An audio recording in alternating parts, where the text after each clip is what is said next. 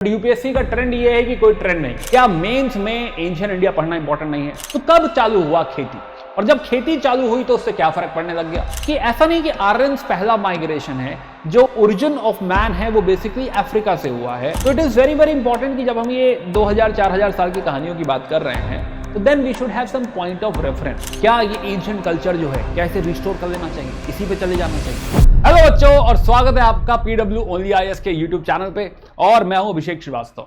तो अरिस्टोटल कहते हैं कि well begun is half done. कहने का मतलब जब शुरुआत हो इतनी मत वाली तो अंत का आलम क्या होगा। तो ये एंशिएंट इंडिया की शुरुआत है, पहली क्लास है, और अगर आपकी शुरुआत सही होगी तो अंत तक आप पहुंच ही जाएंगे। राइट है ना? तो बात शुरू करते हैं। तो हम लोग बात कर रहे थे संभव बैच की। हमने आपसे वादा किया था कि संभव बैच स्टार्ट करेंगे और 2025-26 की पूरी तैयारी, कंप्लीट प्रिपरेशन हम आपको कराएंगे and this is free of cost. आपके अपने YouTube channel PW only IAS पे दिस इज अवेलेबल। तो जैसा कि मैंने कहा कि पहली क्लास है, ये बैच की भी शुरुआती क्लास है। राइट है ना? तो यहीं से अगर आप मेहनत करना चालू कर देंगे तो बहुत जल्द आप जो है अपने अंजाम पे होंगे, बढ़िया आपकी तैयारी हो जाएगी, और उम्मीद करते हैं कि यूपीएससी 2025 की परीक्षा में आप बहुत अच्छा परफॉर्म भी करेंगे। तो पहली क्लास है importance of ancient Indian history. Right, the importance of ancient Indian history. तो बात शुरू करते हैं, मुद्दे पे आते हैं। तो मैं Abhishek Shrivastava, I am core faculty PW only IAS, और मैं आपको हिस्ट्री और कल्चर पढ़ाता हूँ। पिछले ये 10वां साल है मेरा जो मैं आपको हिस्ट्री और कल्चर पढ़ा रहा हूँ। अब तक लाखों स्टूडेंट्स मुझसे पढ़ चुके हैं। मेरे और भी वीडियोस हैं इस चैनल पे, आप लोग शायद देखते ही रहते हैं, नहीं देखा है तो यू कैन एक्सप्लोर। मेरा जो ओरिजिन है, जो बैकग्राउंड है, वो बेसिकली मर्चेंट नेवी है, एंड उसके बाद मैंने यूपीएससी की जर्नी अपनी स्टार्ट करी। राइट, तो फिलहाल बाकी आप मेरे बारे में यहाँ से पढ़ सकते हैं। तो बात शुरू करते हैं। This is also my Telegram channel. तो ये जो है क्लास पीडीएफ्स हैं और जो आगे के क्लासेस के लिंक्स हैं और भी सारे अपडेट्स आपको इस चैनल पे मिल जाएंगे, पीडीएफ वगैरह आपको इस चैनल पे मिल जाएंगे। तो please do join this channel, this is official channel of जो है पीडब्ल्यू। तो इस क्लास में हम लोग बात करने वाले हैं सबसे पहली बात कि एंशिएंट इंडिया, राइट, यूपीएससी में। तो पहली बात तो मैं जो रेफर कर रहा हूं, हम रेफर करेंगे कि भाई एंशिएंट इंडिया इंपॉर्टेंट ही क्यों है, पढ़नी ही क्यों चाहिए, वो भी बात करेंगे। लेकिन यहां पे इस पूरी सीरीज का टारगेट है यूपीएससी सीएससी। तो यूपीएससी सीएससी में एंशिएंट इंडिया की रेलेवेंस क्या है, यहां से बात शुरू करेंगे। फिर एज अ सब्जेक्ट बात समझेंगे कि हाँ भाई इस सब्जेक्ट की इंपॉर्टेंस क्या है। एंड देन एक मेंस पर्सपेक्टिव से बड़ा इंपॉर्टेंट टॉपिक है यूनिटी इन डाइवर्सिटी।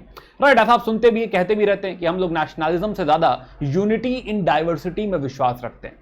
एंड एक और बड़ा अच्छा मुद्दा है which is relevance of the past, कि जो एंशिएंट इंडिया हुई इसकी आज क्या रेलेवेंट है, क्या पॉजिटिव है, क्या नेगेटिव है, क्या ले लेना चाहिए, क्या छोड़ देना चाहिए, ये सारी बातें हम लोग इस चैप्टर में समझेंगे। तो आइए जर्नी शुरू करते हैं कि भाई एंशिएंट इंडिया की यूपीएससी सीएससी में क्या रेलेवेंस है। आइए इस बात को समझते हैं।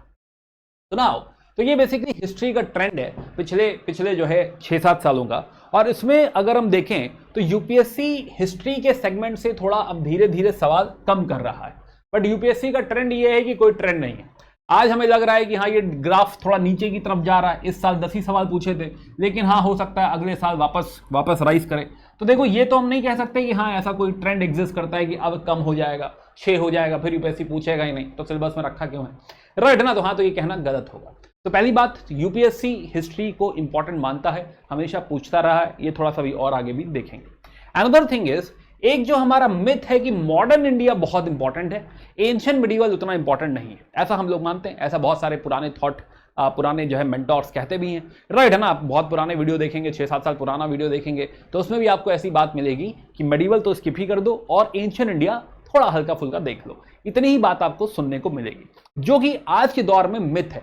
राइट है ना? ये कहना कि एंशिएंट इंपॉर्टेंट नहीं है, रेलेवेंट नहीं है, दिस इज ओल्ड स्कूल। अब वो कहानी जा चुकी है। आप समझिए, मॉडर्न और एंशिएंट का ग्राफ अगर आप कंपेयर करें तो ये वाला जो ग्राफ है दिस इज मॉडर्न इंडिया। 2018 के बाद 2019 से अगर आप देखिए तो 2019 से जो एंशिएंट इंडिया की रेलेवेंस है वो कम होती जा रही है। इस बार 2 ही सवाल पूछे, माय बैड।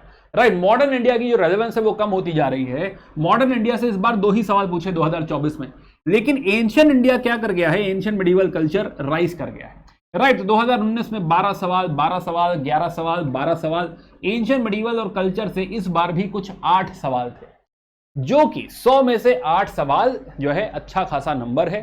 प्लस उससे और भी सब्जेक्ट की शुरुआत होती है। तो इसीलिए 8 सवाल आपको फ्री फंड में, क्योंकि स्टैटिक पार्ट है, आपको पता है कि अगर ये सारी क्लासेस आप कर लेंगे, ये नोट्स पढ़ लेंगे तो बात बन जाएगी। तो ये जो 8 जो सवाल हैं, राइट है ना, ये कोई डायनामिक सवाल नहीं है, स्टैटिक पार्ट से पूछे जा रहे हैं, आप इजीली इनको हैंडल कर सकते हैं, आसानी से किया जा सकता है। प्लस अभी 8 है, अगले साल हो सकता है 12 वापस हो जाए, हो सकता है फिर से 14-15 हो जाए। तो ये इंपॉर्टेंट टॉपिक है और इसे मिस नहीं करना चाहिए, वरना बहुत सारी बातें हमें समझ में नहीं आएंगी, राइट ना। तो एंशिएंट इंडिया आई बिलीव कि is more important than modern India. अब आप कहेंगे कि नहीं सर, एंशिएंट इंडिया जो है मेंस में नहीं आता है ना, ऐसा आप कहेंगे मुझसे, राइट है ना। लिखेंगे भी कुछ लोग कि मेंस में नहीं आता, स्किप मार दो, कुछ लोग कमेंट करेंगे, क्यों? क्योंकि वो पुरानी थॉट है। 2024 का मेंस का पेपर देखते हैं, राइट। बाय द वे, पहले 2024 के प्रीलिम्स में आपको दिखा दूं तो ये एक सवाल जो है स्टोन एज से पूछा हुआ है, राइट। नॉर्मली लोग स्टोन एज छोड़ के चले जाते हैं, है ना, तो चाकोलिथिक वगैरह से सवाल पूछा हुआ है, नियोलिथिक से सवाल पूछा हुआ है, ये 2024 का पेपर है।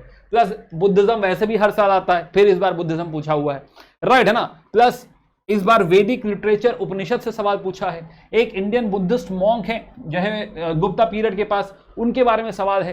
प्लस एक सवाल और है लिटरेचर से, this is also connected to Kalidas Gupta period only, right है ना। तो ये सारे सवाल जो है ऑलरेडी इस साल 2024 में ancient India, core ancient India से आए हुए। तो प्रीलिम्स में तो है ही है, राइट। हम तो कह रहे हैं कि हाँ भाई प्रीलिम्स में तो इंपॉर्टेंट है, बट व्हाट अबाउट मेंस? क्या मेंस में एंशिएंट इंडिया पढ़ना इंपॉर्टेंट नहीं है? तो चलिए 2024 का पेपर उठाते हैं। तो 2024 के पेपर में हमें एक क्वेश्चन दिख रहा है 150 वर्ड्स के लिए, 10 मार्कर, और 10 मार्कर कह रहा है कि डेवलपमेंट ऑफ एंशिएंट इंडिया समझा दो।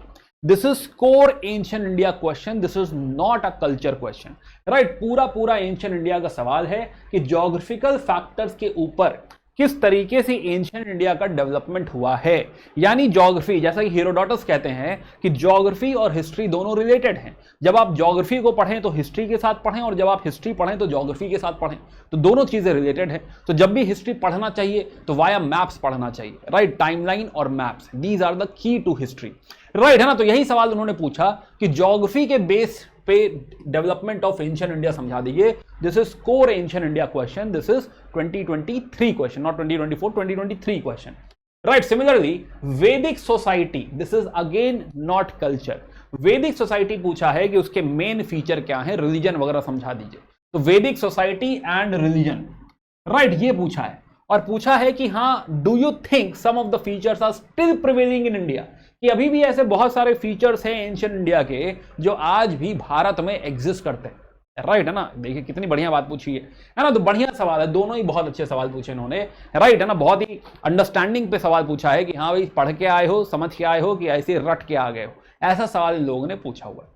सिमिलरली मेडिवल का भी सवाल है, साइंस एंड टेक रिलेटेड है, कि टेक्निकल डेवलपमेंट ड्यूरिंग सल्तनत पीरियड समझा दीजिए। तो मेडिवल का सवाल भी मेंस में है, राइट है ना। अब ये कहा जा सकता है कि कल्चर में भी हम साइंस एंड टेक पढ़ते हैं, but that is not the right thought, right. सल्तनत पीरियड का जो टेक है वो आप सल्तनत पीरियड में पढ़ेंगे, राइट है ना। That makes much more sense rather than saying कि हाँ भाई इसको हम साइंस एंड टेक अलग कल्चर में देख लेंगे, राइट है ना। बहुत टेक्निक, बहुत सही बात वो नहीं है। तो ये भी मेडिवल का सवाल मानना चाहिए, बट कोई कहे कि नहीं सर हम कल्चर में पढ़ ले गए थे, तो बहुत अच्छी बात है, कोई बात नहीं। लेकिन एंशिएंट इंडिया, जैसा कि मैंने कहा कि एंशिएंट इंडिया कोर सवाल आ रहे हैं, this is not culture, this is core ancient India, right. Very very important. तो मेन से भी सवाल आ रहा है, Now, the question arises why UPSC is so much interested into ancient India.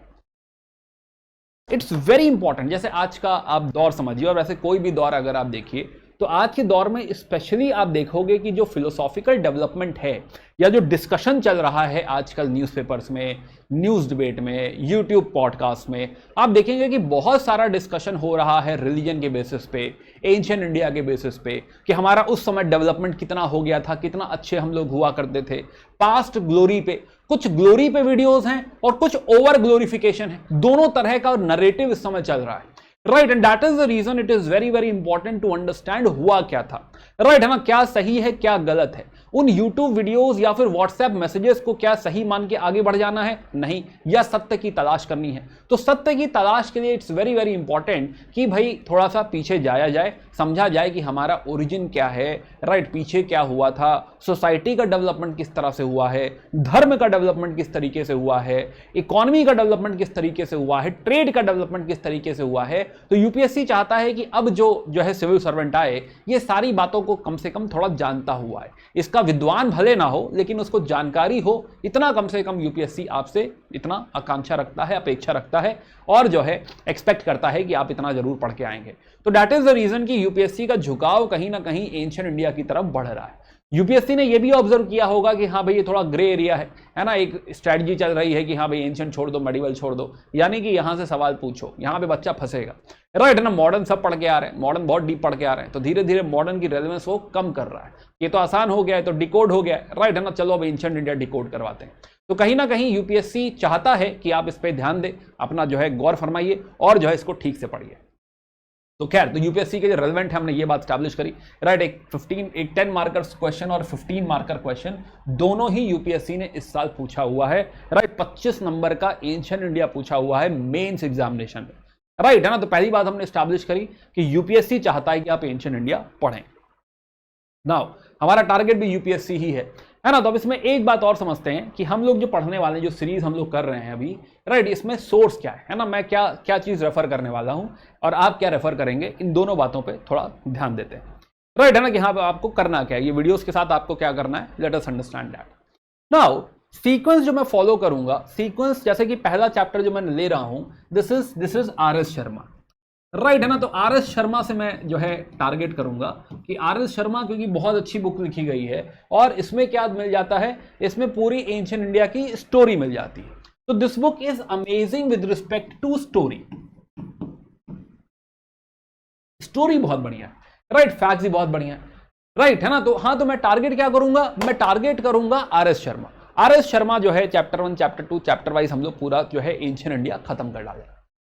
But point क्या है कि कहीं ना कहीं, जैसे मान लो आपने कोई सीरीज देखी है, for example let's say Mirzapur अभी आई, मिर्जापुर आपने देखी, अब मैं आपसे पूछूं मिर्जापुर देखी है, पता है क्या हुआ था, कहें हाँ। गुड्डू भैया को पहचानते हो, कहोगे हाँ पहचानते, राइट है ना। अब तुमसे पूछा जाए कि ये बताओ गुड्डू भैया पहली बार जौनपुर कब गए थे, कौन से एपिसोड में, अब फंस जाओगे, राइट है ना, कि हाँ भाई पूरा सीरियल देखा तो है, सब पता है, लेकिन ये नहीं पता कि किस एपिसोड में पहली बार जौनपुर गए हैं या किस एपिसोड में पहली बार बनारस गए हैं, राइट। ऐसा पूछा जाए तो हाँ हम फंस जाएंगे, है ना। गाड़ी कौन चला रहा था, है ना, उसका नाम क्या है, किसने गुड्डू भैया को बंदूक दी, ऐसा करके मान लो आपसे कोई सवाल पूछा जाए, फैक्चुअल सवाल पूछा जाए, तो आपको स्टोरी तो पता है, राइट है ना। लेकिन जो फैक्चुअल सवाल अगर मैंने आपसे पूछ दिया कि इस सीजन में बता दो, इस एपिसोड में बता दो, आप फंस जाओगे, क्योंकि ऐसा कुछ नोट डाउन नहीं कर रहे थे, ऐसा कुछ कर नहीं रहे थे हम लोग, राइट है ना, कि हाँ भाई इस सीजन में क्या हुआ, इस एपिसोड में क्या हुआ, इतना हम लोग देख रेख नहीं कर रहे। तो स्टोरी वाइज आपको पता है। तो आर.एस. शर्मा क्या है, आर.एस. शर्मा स्टोरी है, बट हम लोग स्टोरी जानने नहीं आए हैं, हमारा यहाँ पे टारगेट है एग्जाम। तो एग्जाम पॉइंट ऑफ व्यू से जो बुक लिखी गई है और बहुत अच्छी लिखी गई है, इस यूपीएससी वाला, यूपीएससी वाला में आपको स्टोरी भी मिलेगी, बट स्टोरी के लिए we will refer India's ancient past, R S. Sharma जो मैं आपको पढ़ा रहा हूं। यूपीएससी पॉइंट ऑफ व्यू से आप रेफर करेंगे पीडब्ल्यू ओनली आईएएस की यूपीएससी वाला, राइट। आप इसको डाउनलोड कर लीजिए, पीडीएफ फॉर्म में पढ़िए, प्रिंटेड फॉर्म में पढ़िए, जैसे भी आपको पढ़ना है आप पढ़िए। दिस इज अमेजिंग बुक, इससे अच्छी यूपीएससी की किताब एंशिएंट इंडिया पे आपको नहीं मिलेगी, जो है आपको अभी इस डोमेन में एग्जिस्ट नहीं करती, राइट, क्योंकि ज्यादा लोगों का फोकस मॉडर्न इंडिया पे था, right. Maximum authors modern India पे लिख रहे थे, है ना। तो हाँ, तो जो है मैक्सिमम लोगों ने मॉडर्न इंडिया पे लिखा है, तो हाँ, तो जो है आपको एंशिएंट इंडिया पे अच्छी बुक जो है नहीं मिलेगी। यूपीएससी वाला जो बुक है आप इसको आंख बंद करके रेफर कर सकते हैं, इसमें स्टोरी भी मिलेगी और जो यूपीएससी पूछेगा वो सारे फैक्ट्स मिलेंगे कि गुड्डू भैया कौन सी शर्ट पहने थे, कौन सी पैंट पहने थे, कौन सा जूता पहने थे, सब मिलेगा आपको इसमें, राइट। तो एग्जामिनेशन पॉइंट ऑफ व्यू से जो बुक आपको बार बार पढ़नी है, रिवाइज करना है, इसको बार बार रिवाइज नहीं करना है, राइट। मर्जी है आपके ऊपर, तो आपकी मर्जी है ना, कि आपने वीडियो देख लिया और फिर इसी से पढ़ लिया, चलेगा, ये भी चलेगा, ये मेरे लिए छोड़ दो, और जो फैक्ट वगैरह बार बार रिवाइज करना है वो इस पे छोड़ दो। तो ये बहुत ही टैबुलर फॉर्म में जो है, you can say segregated form में, कि हाँ यहाँ पे साइट है तो क्या मिल रहा है, यहाँ पे ये टाइम है तो क्या मिल रहा है। By the way this is not an ad, मैं बुक प्रमोट नहीं कर रहा हूँ, राइट है ना, ध्यान से सुनना, this is basically important, free of cost है भाई, राइट है ना। तो हाँ, ऐसा नहीं कि हाँ इसके कुछ जो है खरीदने वरीदने की कॉस्ट है समथिंग, राइट है ना, जो है आपको पीडीएफ फ्री में मिल जाएगा, आप पढ़ सकते हैं। तो ancient India, story of facts आपको दोनों मिल जाएंगे। This is good for first time reading and this is good for multiple revision. तो यही वन स्टॉप बुक है भाई, right, this is one stop book जो है, जो आपको रेफर करनी है, इसी को बार बार पढ़ना है। अब आपका मन है कि नहीं सर हम कुछ और पढ़ चुके हैं, किसी और बुक को रेफर कर रहे हैं, please go with it, right है ना। ऐसा मैं चेंज करने को भी नहीं बोल रहा कि हाँ भाई आपको चेंज करना भी जरूरी है समथिंग, ऐसा मैं कुछ नहीं कह रहा। What ever works for you, जिससे आपको लगे कि हाँ भाई बार बार रिवाइज हो जा रहा है, समझ में आ रहा है, बस ठीक है। देखो इन दी एंड ये वीडियो भूल जाओगे, जो मैं पढ़ाऊंगा भूल जाओगे, कहानी दिमाग में रह जाएगी, लेकिन रिवाइज कहां से करोगे? बार बार बैठ के वीडियो देखोगे, समय लगेगा, राइट? बार बार इतना समय क्यों देना है? तो क्लास के साथ आपको नोट्स बनाने हैं, राइट? नोट्स, और नोट्स भी बताऊंगा मैं कैसे बनाने हैं, राइट? नोट्स बनाने हैं, और प्लस अगर सिर्फ और सिर्फ इस किताब को आप रेफर करें, इसको भूल जाएं, चलेगा भाई, चलेगा, और कुछ नहीं चाहिए, राइट? ये मैं आपको ठीक से पढ़ा दूंगा, पूरी कहानी में आपको समझा दूंगा। इसमें से जो बातें आपको लिखनी है आप अपने नोट्स में लिख सकते हैं, राइट? वीडियो को पॉज करके, कह के, जैसे भी जो भी करना है आप नोट्स में डाल सकते हैं। आप सीधे PDF इस्तेमाल कर सकते हैं, मैं टेलीग्राम चैनल पर शेयर कर दूंगा, राइट? प्लस कोर्स में भी आपको मिल जाएगी। इन दी एंड, बिकॉज वीडियो चला जाएगा, आपको रिवाइज करना पड़ेगा, क्योंकि एग्जामिनेशन है अभी टाइम बाद थोड़ा, राइट ना? समय है एग्जामिनेशन में, तब तक भूल जाओगे, 10 दिन में भूल जाओगे, तब तो बहुत दूर है, राइट? हाँ, तो भूल जरूर जाओगे। दिस इज विधि का विधान, हम लोग को बनाया ऐसा गया है कि हम लोग भूल जाते हैं, एक हफ्ते में भूल जाते हैं बातें। तो ये मत कहना कि सर जब आप पढ़ रहे थे तो हमें सब याद था फिर हम भूल गए। भूलोगे, है ना? लिखा हुआ है, ऐसा भगवान ने लिख के भेजा तुम्हें कि हर कोई भूल जाता है, तो भूलना तय है, राइट है ना? तो ना, तो जब भूलना ही है तो रिवाइज करना इंपॉर्टेंट है, बार बार रिवाइज करना इंपॉर्टेंट है। तो आप मल्टीपल रिवीजन करेंगे, प्लस यूपीएससी वाला की जो फ्री टेस्ट है, infinite test, unlimited test, right? उसमें जाके आप प्रैक्टिस करेंगे, तो इनफाइनाइट क्वेश्चंस आपको मिल जाएंगे एंशिएंट इंडिया पे, आप उनसे प्रैक्टिस करके देखेंगे कि आपको सही में आता है कि नहीं आता है। दिस इज हाउ, क्योंकि पहला लेक्चर है तो ये सारी बातें एक बार कर लेते हैं, फिर आएंगे पढ़ाई पे आएंगे, वरना यही परेशान रहोगे करना क्या है सर, वीडियो तो देखना अच्छा लग रहा है लेकिन करना क्या है? तो ये करना है, राइट? क्लास के साथ साथ नोट्स बनाना है, जो भी पॉइंटर मैं लिखूंगा वो आपको भी कॉपी में लिखना है, राइट है ना? सब कुछ लिखना है? नहीं, सब कुछ नहीं लिखना, सब कुछ लिखा हुआ है, दोबारा किताब नहीं लिखनी है आपको शॉर्ट नोट्स बनाने। These notes are suppose to be very very short, right? इसमें टाइमलाइंस होनी चाहिए, हेडिंग्स होनी चाहिए, राइट है ना? टाइमलाइंस होनी चाहिए, माइंड मैप्स होने चाहिए। तो जो मैं क्लास में बनाऊंगा वही आपको बनाना है, इससे ज्यादा आपको इसमें जो है समय नहीं देना है। तो आपको शॉर्ट नोट्स बनाने हैं, इन दी एंड इसी को रेफर करना है। आप वो सोचें कि हाँ हम ये ना बनाएं, खाली यही कर लें तो भी ठीक है, पर मेरा रिकमेंडेशन है कि ये कर देना, राइट? इससे क्या होगा, इससे आप सब्जेक्ट से इंटरैक्ट करेंगे, आप खुद भी अपना दिमाग लगाएंगे, तो ज्यादा अच्छा ग्रास्प होगा, ज्यादा अच्छा समझ पाएंगे, राइट है ना? कि हाँ फिर ये हुआ, फिर ये हुआ, फिर ये हुआ, ऐसा लिखा, माइंड मैप में 4 कीवर्ड लिखे, अच्छा लगेगा, राइट है ना? तो मेंस के लिए भी अच्छा रहेगा, प्रीलिम्स के लिए अच्छा रहेगा, दोनों बातें यहीं पे सॉल्व हो जाएंगी, राइट? तो हमने ये कोर्स की बात कर ली। एंशिएंट इंडिया में आपको क्या करना है, एंशिएंट इंडिया में आपको मेरे साथ साथ नोट्स बनाने हैं, टाइमलाइंस और माइंड मैप्स बनाना है, प्लस कहानी और जो है फैक्ट्स, सब कुछ आपको इस किताब में मिलेगा। आप ये वन स्टॉप सॉल्यूशन बना लीजिए, बार बार इसे पढ़ते रहिए, बात बनेगी। मैं दोनों किताबें रेफर करूंगा, बट मेरा मेन जो सोर्स होगा वो होगा RS शर्मा, क्योंकि मुझे पूरी कहानी से आपको समझानी है ठीक से। उसमें बीच बीच में यूपीएससी वाला रेफर करता रहूंगा, वो भी मैं आपको जो है बताता रहूंगा कि हाँ उसमें क्या है, आपको एक्स्ट्रा क्या मिलेगा। चलिए, तो हमने बात कर ली सोर्स की, अब जो है मुद्दे पे आते हैं कि एंशिएंट इंडिया हमारे लिए इंपॉर्टेंट क्यों है। यही चैप्टर है, पहला चैप्टर यही है कि पढ़ क्यों रहे हो भाई, एंशिएंट इंडिया क्यों पढ़ रहे हो। तो मान लो यूपीएससी में मेंस में ऐसा सवाल आया कि discuss how the study of ancient Indian history is relevant to an understanding of contemporary India, कि आज का भारत समझने के लिए प्राचीन भारत को समझना बहुत जरूरी है, राइट है ना? तो इस बात को थोड़ा समझाने के लिए थोड़ा सा जो है चलते हैं। तो ये एक स्टॉक है, स्टॉक सुना होगा, राइट? ट्रेड मार्केट होती है ना, ट्रेडिंग स्टॉक्स होते हैं, तो ये स्टेट बैंक ऑफ इंडिया का स्टॉक है। अब स्टेट बैंक ऑफ इंडिया, तो ये जो है 6 तारीख का स्टॉक है, और 6 तारीख को इस स्टॉक का दाम है 787 रुपए, राइट है ना? शेयर्स होता ना, शेयर्स, तो शेयर का दाम है SBI का 787 रुपए। मैं इकॉनमी नहीं पढ़ा रहा हूँ, राइट? अच्छा, bye the way before I start, right है ना, जो है मुझे अटेंडेंस चाहिए, राइट? अगर आप इस वीडियो को देख रहे हैं तो मुझे जानना है कि आप इस वीडियो को देख रहे हैं, और दूसरा कमिटमेंट चाहिए, राइट है ना? This whole preparation is about consistency, right है ना? This whole preparation is about consistency. तो आपको जो है, आपको सबसे पहले कमेंट करना है कि हाँ संभव है, राइट? अगर आपको वाकई लग रहा है कि आप में वो बात है, अगर आप मेहनत करेंगे यूपीएससी जो है क्वालिफाई करेंगे, या फिर पूरी मेहनत करेंगे, फल की इच्छा नहीं करते हैं, राइट? फल तो आगे हमारे हाथ में नहीं है, हमारे हाथ में सिर्फ मेहनत है, राइट? हम लोग क्या कर सकते हैं, सिर्फ मेहनत कर सकते हैं, बाकी देखा जाएगा, राइट है ना? तो कर्म करो, फल की इच्छा मत करो। तो हाँ, तो अगर जो है कर्म करने के लिए रेडी हो और आपको लग रहा है कि हम मेहनत कर पाएंगे, आपके लिए संभव है, तो लिखिए कमेंट में कि संभव है, राइट, मैं भी जानना चाहता हूं कि हाँ वो कितने बच्चे हैं जो हमारे साथ जुड़े हुए हैं जिनमें वाकई ये जो है बात है। रीजन, हमें इससे एनर्जी मिलती, हमें ये नहीं लगता कि हम फर्जी पढ़ा रहे हैं, इतनी मेहनत कर रहे हैं कि हाँ भाई क्यों ही पढ़ा रहे हैं, राइट है ना। तो हाँ, I would like to understand कि हाँ वो कौन से सारे लोग हैं जो हमारे साथ हैं और वाकई पढ़ना चाहते हैं, वरना फिर क्यों ही ये इनिशिएटिव कर रहे हैं, क्यों ही ये जो है हाथ पाँव मार रहे हैं हम लोग, राइट है ना। तो हाँ, तो it is very very important कि हाँ डू लेट अस नो कि आप हमारे साथ हैं और आप जो है पढ़ने में इच्छुक हैं, राइट, आपके लिए संभव है, राइट। चलिए तो खैर बात शुरू करते हैं। सुनाओ, तो 787 रुपए का मान लो ये स्टॉक है। आज मैंने ऐसे ही नेट खोला और डाला तो 787 रुपए का स्टॉक है। अब सवाल ये उठता है कि इस स्टॉक को मैं खरीद लूं क्या? मान लो मेरे पास कुछ पैसे हैं, राइट, तो क्या मैं इस स्टॉक को खरीद लूं? सवाल बताइए, खरीद लेना चाहिए क्या? इस स्टॉक में पैसा लगा दे? अगर मेरे पास लेट से 1 लाख रुपए हैं तो क्या मैं 100 स्टॉक खरीद लूं इसके? है ना, सवाल ये उठता है कि खरीद लेना चाहिए। आज अभी 787 रुपए दिखा रहा है, ये भी दिखा रहा है कि हाँ ये थोड़ा सा घटा हुआ है, 31 रुपए घटा हुआ है, खरीद लेना चाहिए, 31 रुपए घटा हुआ है। नाउ अब ये सवाल जो है अधूरा है कि आज इसका दाम क्या है, इससे क्या फर्क पड़ता है, राइट। आज जो हो रहा है ये इसकी पूरी स्टोरी नहीं है।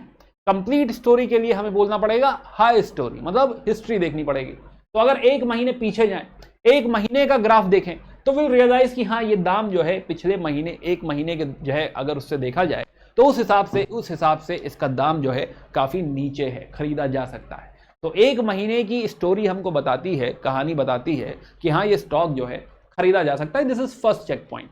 और पीछे जाएं, राइट, 5 साल की कहानी देखें तो 5 साल की हमें कहानी बताती है कि एसबीआई के स्टॉक जो है वो कंसिस्टेंटली ग्रो कर रहा है। यानी कि जितना हम पीछे जाते जाएंगे हमें समझ में आने लगेगा कि एसबीआई का स्टॉक किस तरह बिहेव करता है, राइट है ना, क्या होता है। प्लस ऐसा भी नहीं कि हाँ ये खाली ग्राफ सफिशिएंट है। अगर यहां पे डिक्लाइन है तो क्यों डिक्लाइन है, राइट, एकदम से अगर घटा हुआ दाम है तो क्यों घटा हुआ है, क्या ये कोविड है, राइट। अगर कहीं पे स्पाइक्स आ रहे हैं तो हर स्पाइक की कोई ना कोई स्टोरी होगी। हो सकता है उसने कोई डिविडेंड डिक्लेयर किया हो सकता है कोई पॉलिसी में चेंज आया हो, राइट, कुछ ऐसा पॉसिबिलिटी है। हो सकता है कहीं और डिक्लाइन है क्योंकि कोई वॉर हुआ हो, राइट है ना, कि हाँ यूक्रेन वॉर हुआ या फिर इजराइल पैलेस्टीन वॉर हुआ, एकदम से थोड़ा सा श्रिंक हुआ। तो this graph will have story and we will have to dwell into that story, क्योंकि हम अपना हार्ड अर्न्ड मनी लगाने जा रहे हैं। वैसे ही यूपीएससी जब आप पे इन्वेस्ट करना चाहेगा तो चाहेगा कि हाँ भाई ये सारी बातों को समझ में आओ, है ना, समझ के आओ, तब वो तुम में इन्वेस्ट करेगा, राइट है ना। तो हाँ, तो ये समझना पड़ेगा कि आज अगर आपको डीएम बनाना है, राइट है ना, आपको आईएएस ऑफिसर बनाना है, आईपीएस ऑफिसर बनाना है, तो you must understand the story. खाली इतनी जानकारी है कि आज दाम है और आपको आईपीएस ऑफिसर बना दिया जाए, राइट, या फिर आपको 1 लाख रुपए दे दिया जाए कि इन्वेस्ट करो, does not make sense, right. तो you need to understand the story. Same आपके साथ ऐसा हो रहा है। अभी आपने यूपीएससी की तैयारी शुरू करी, एज अ बिगनर आपको दिख रहा है कि हाँ भाई करंट अफेयर का जो है वो आ गया है, न्यूज़पेपर भी आ गया है, कहीं पे वॉर हो रही है तो कहीं पे जो है कोई जो है दुखद घटना हो रही है, राइट है ना, आपको अजीब अजीब सी न्यूज़ हो रही है कि महिलाओं के साथ अत्याचार हो रहे हैं, कहीं कोई डील हो रही है, कोई साइंस एंड टेक डेवलपमेंट हो रहा है, कोई रिलीजन का डेवलपमेंट हो रहा है, डिस्कशन हो रहा है कि हाँ लिंगायत जो हैं वो क्या है, लिंगायत क्या हिंदुज्म का पार्ट है कि नहीं है तो कैसे हैं, नहीं है तो क्या है, राइट। वोटिंग, अभी इलेक्शन का दौर चल रहा था तो किसको वोट करें, कोई कह रहा है कि हाँ उन्होंने 70 साल में ये किया, कोई कह रहा है हमने ये 70 साल में वो किया, है ना। तो इस तरह की आपको बहुत सारी चीजें दिख रही हैं, पर क्यों हो रही हैं, राइट, ये क्या है, ये सारी चीजें समझने के लिए क्या करना पड़ेगा। तो आज को समझने के लिए, आज क्या हो रहा है टुडे को समझने के लिए it is very very important to understand past. आप डॉक्टर के पास भी जाते हैं ना तो वो आपसे पूछता है कि पहले पेट में दर्द पहले भी हुआ था, कितने दिनों से हो रहा है, राइट, क्या खाया था, हिस्ट्री जानने की कोशिश करता है। क्योंकि जब आप हिस्ट्री समझेंगे, है ना, जब आप पास्ट समझेंगे, then this all will start to make sense, right है ना, कि हाँ कहीं अगर वॉर हो रहा है तो जो भी कुछ मैक्सिमम चीजें 99.9% चीजें जो आज हो रही हैं वैसा ही कुछ सिमिलर पहले हो चुका है, राइट है ना। तो हमारे पास क्या है, हमने उस समय क्या किया, क्या गलतियां थी, उससे क्या सीख सकते हैं, इस बार बेटर क्या कर सकते हैं। आपके पास वो सारी इंफॉर्मेशन, सारी चीजें आपको आपके पास्ट में, भारत के पास्ट में, ह्यूमैनिटी के पास्ट में मिल जाएंगी और अकॉर्डिंगली हमें क्या करना चाहिए उसका सॉल्यूशन भी मिल जाएगा, राइट, या एटलीस्ट ये मिल जाएगा कि क्या नहीं करना चाहिए, हमने उस समय क्या गलती करी, हमने क्या सीखा, राइट। ये सारी बातें आपको कहां मिलेंगी, ये सारी बातें आपको पास्ट में मिलेंगी। जो आपका जो current affair starts to make sense when you understand the past, right, ancient India, medieval India, modern India. तो जब आप हिस्ट्री पढ़ते हैं तब जो है आज के बारे में आपको पता चलता है कि आज जो न्यूज़पेपर में जो भी कुछ लिखा हुआ है वैसा क्यों लिखा हुआ है, राइट। वैसी बातें कोई जो कर रहा है वो क्यों कर रहा है, हर चीज का एग्जाम्पल, हर चीज का कहीं ना कहीं रेलेवेंस आपको पास्ट में मिल जाएगा। ऐसा पहले भी सब कुछ हो चुका है, कुछ भी नया कभी नहीं हो रहा है, राइट है ना। रेयर रेयर इवेंट होगा कि हाँ कुछ नया जो है डेवलपमेंट हो रहा है। चलिए खैर सुनाओ, तो बात शुरू करते हैं। तो बात समझते हैं कि हाँ भाई पास्ट जो है हमें पास्ट क्या सिखाता है।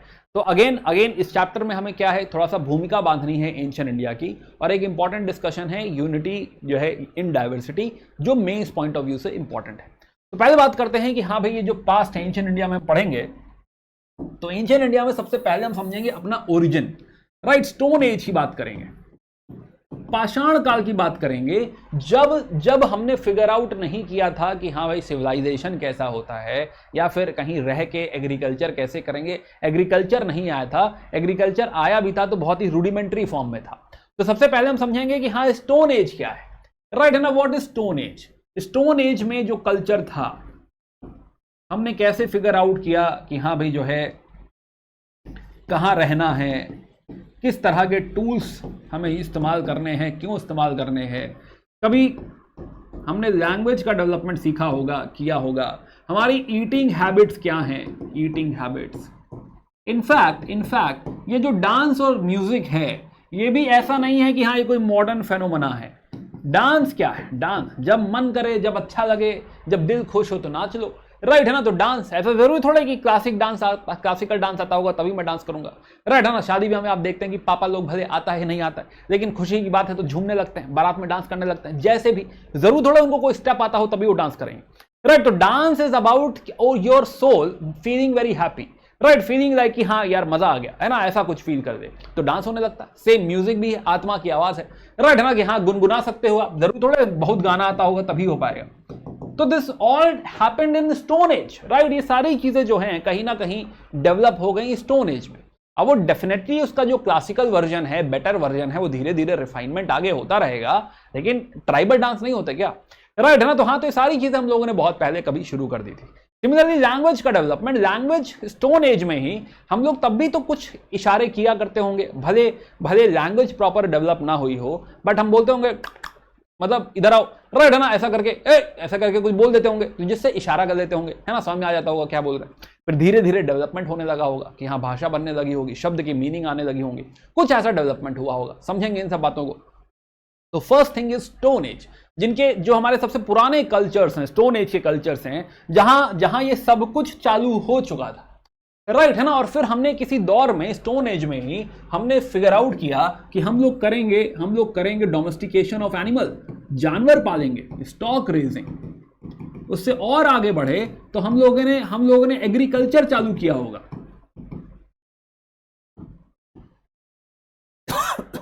तो कब चालू हुआ खेती, और जब खेती चालू हुई तो उससे क्या फर्क पड़ने लग गया, क्या अब भटकना पड़ेगा, क्या हमें समझ में आएगा कि अब हम एक जगह जी सकते हैं, एक जगह रह सकते हैं, वहीं रह के अपना खाना खुद बना सकते हैं। अब तक हम लोग हंटिंग वगैरह कर रहे थे, फूड गैदरिंग कर रहे थे, पेड़ से तोड़ के खाना खा रहे थे, राइट है ना, या फिर शिकार कर रहे थे।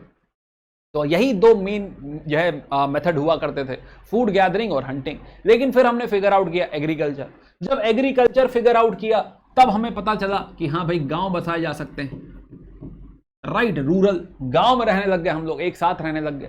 जब एक साथ रहने लगे तो बहुत सारा डेवलपमेंट हुआ, बहुत सारी चीजें आई, राइट है ना, जो है हमने सीखा कि हाँ भाई एक दूसरे के साथ रहते हैं तो कैसे रहते हैं, थोड़ा सा कॉम्प्रोमाइज करना पड़ेगा, राइट। दो लोग अगर एक घर में रह रहे हैं, एक घर में अगर 4 दोस्त रह रहे हैं, तो आपको पता है कि 4 दोस्तों में कुछ ना कुछ कॉम्प्रोमाइज होता है, राइट है ना। एक दोस्त होगा जो सफाई नहीं करेगा, एक दोस्त हो जाएगा पैसे नहीं देगा, राइट है ना। तो हाँ, तो थोड़ा बहुत हर जगह से कॉम्प्रोमाइज आपको करना पड़ेगा। एक दोस्त होगा जो पूरा टाइम घर पे पड़ा रहेगा, एक दोस्त होगा जो आपको पढ़ने नहीं देगा। तो ये सारी चीजें आपने फोकस करी हैं, समझी हैं। तो जब गांव में ये जो है 10, 15, 20 लोग, 50 लोग रहने लगे होंगे, तब जो है क्या माहौल बना होगा, उससे क्या कस्टम्स निकले होंगे, उससे क्या रिचुअल्स निकले होंगे, कहीं ना कहीं धर्म की बातें होने लगी होंगी। तो ये ग्रेजुअल डेवलपमेंट हम लोग जो है समझेंगे कि हाँ किस तरीके से हो रहा है। प्लस यही नहीं, इसी दौर में हम लोग जो है धीरे धीरे प्रोडक्ट्स बनाने लगेंगे। भारत शुरू से ही बहुत अच्छा रहा है जो है कपड़े बनाने में, spinning, weaving, right, metal work. तो हमने मेटल फिगर आउट कर लिया होगा किसी जमाने में, तो मेटल वर्क। अभी कैसे होगा ये सब हम समझेंगे, don't worry, this is overview of ancient India, कि हाँ ये सब हमको एंशिएंट इंडिया में इन सारी चीजों के जवाब मिलते हैं, राइट है ना, हमें अपना ओरिजिन पता चलता है। तो हाँ, तो ये कैसे कैसे हम लोग यहां तक पहुंचे, और फिर जब ये प्रोडक्ट्स बनाने लगे तो ये प्रोडक्ट्स इतने अच्छे बनने लग गए कि बात होने लगा कि इसको बेचा जाए, राइट। तो कहीं ना कहीं इससे इकोनॉमी डेवलप होने लगी, ट्रेड डेवलप होने लग गया, ट्रांसपोर्ट डेवलप होने लग गया, राइट है ना, ट्रेड ट्रांसपोर्ट, धीरे धीरे पैसा इंपॉर्टेंट होने लगा, मटीरियलिज्म आने लग गया। यहां पैसे वैसे की कोई बात नहीं थी, राइट है ना, कोई पैसे को लेके परेशान नहीं था। क्यों? क्योंकि क्या था भाई, बाहर जानवर है, मार के आना है, खाना है, पैसे का क्या करना है, पैसे की कोई जरूरत नहीं है, राइट। लेकिन अब क्या है, धीरे धीरे जो है ये वेल्थ, मनी, मटीरियल, ये सारी चीजें इंपॉर्टेंट होने लगी, तो मटीरियलिज्म आने लग गया, पैसा इंपॉर्टेंट होने लग गया, राइट है ना। अब जब इस तरह का डेवलपमेंट होने लगा तो now gradually we will see urbanisation, कुछ अर्बन सेंटर्स क्रिएट होंगे, तो खाली रूरल नहीं, अर्बन सेंटर्स क्रिएट होने लग रहे हैं, एम्पायर्स क्रिएट होने लग रही हैं, लार्ज एम्पायर्स, किंगडम्स। तो ये ग्रेजुअल प्रोसेस है, ऐसा नहीं कि राजा महाराजा बहुत शुरू से रह रहे हैं। तो कहने का मतलब इसी के साथ हमें एक और चीज देखने मिली, पॉलिटिकल डेवलपमेंट।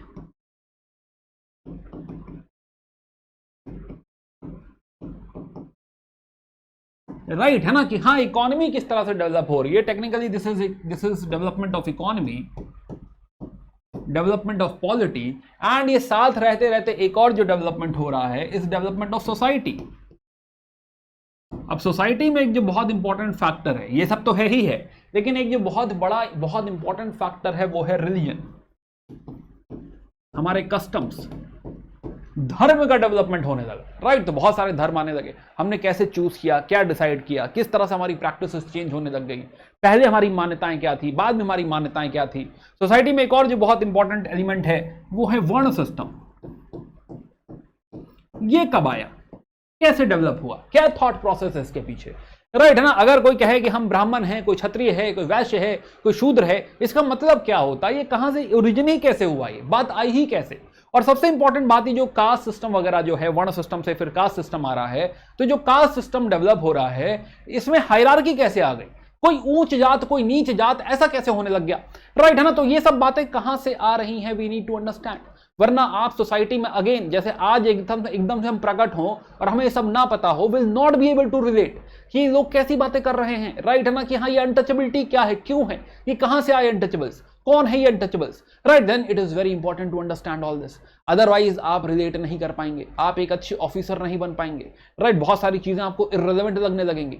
पता चला लेट से जो है कोई जो है फेस्टिवल हो रहा है, लोग मना रहे हैं, लोग सेलिब्रेट कर रहे हैं, कांवड़ यात्रा आप देखते हैं कि कांवड़ यात्रा हो रही है, लोग रोड पे जो है जा रहे हैं, डांस करते हुए जा रहे हैं, मौज मस्ती करते हुए जा रहे हैं, कोई ऐसे रोड पे लौटता हुआ जा रहा है, राइट, पलट पलट के जा रहा है, लेट लेट के जा रहा है।